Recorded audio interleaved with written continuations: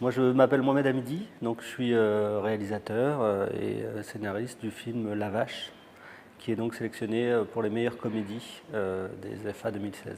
Alors, la Vache, One Man and His Cow pour l'étranger, en fait, c'est l'histoire d'un petit paysan algérien qui part avec sa vache depuis son village et qui va jusqu'au salon de l'agriculture, c'est le rêve de sa vie, et qui arrive à Marseille et qui traverse toute la France à pied pour se présenter au salon de l'agriculture à Paris.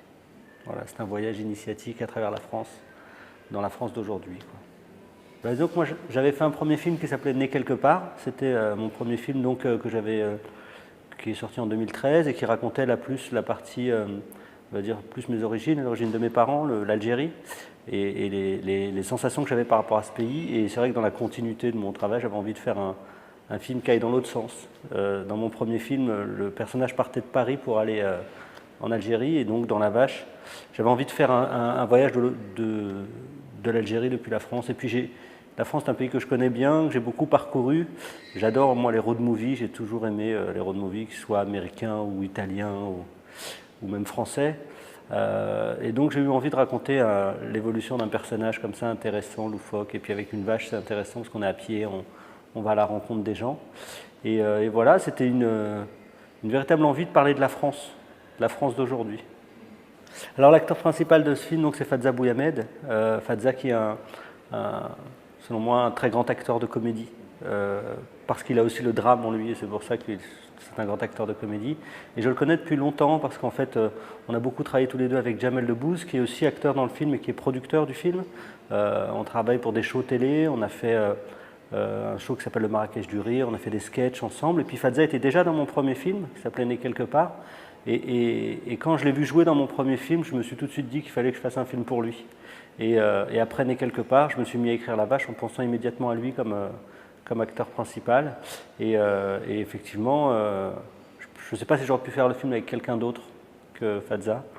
Et si bien d'ailleurs que je l'ai associé à l'écriture du film, puisqu'on a écrit les dialogues du film ensemble. Et voilà, c'est un acteur qui se révèle un peu tard, mais qui est une vraie révélation en tout cas pour le cinéma. Et La Vache, c'était toute une histoire. C'est assez difficile de trouver une bonne vache en fait pour faire un film. Moi j'avais quelques idées, j'avais des idées sur la couleur, j'avais des idées sur la taille à peu près. Donc j'ai fait d'abord un premier repérage justement au Salon de l'Agriculture de Paris, où je suis allé voir un peu tous les stands, voir toutes les vaches et voir celle qui, d'ailleurs j'étais avec Fadza, où je le mettais au niveau de la taille pour voir s'il était trop grand, trop petit, etc. Je fais des photos. Et puis quand j'ai trouvé la race, une tarentaise, donc c'est une vache de Savoie. Voilà, j'ai dû trouver la bonne. Enfin, c'était plus compliqué que ça parce que j'ai dû trouver la bonne vache en France, une doublure en France, et j'ai dû trouver aussi une troisième vache au Maroc parce que la partie au bled a été tournée au Maroc, qui soit des vaches identiques. Donc ça a été quand même très compliqué à faire. Voilà, pour des raisons sanitaires, on ne pouvait pas voyager avec la vache, donc j'ai dû tourner avec deux animaux différents, quoi. Mais c'était une vraie aventure, et c'est vrai que Fadza, qui a beaucoup forcément joué avec la vache, a dû faire un vrai travail, un travail d'adoption presque. Il a dû se familiariser avec l'animal, il a dû apprendre à le diriger, apprendre à se promener avec. Et c'était une vraie performance d'acteur et de dresseur pour lui. Moi, je trouve ça très bien qu'il y ait des catégories comédie.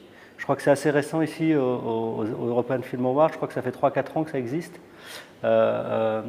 Moi, je trouve ça très bien parce qu'effectivement, c'est une catégorie à part. Je veux dire, en musique, on a des catégories en musique. Un album de musique classique ne peut pas concurrencer un album de hip-hop ou un album de rock ou un album de jazz.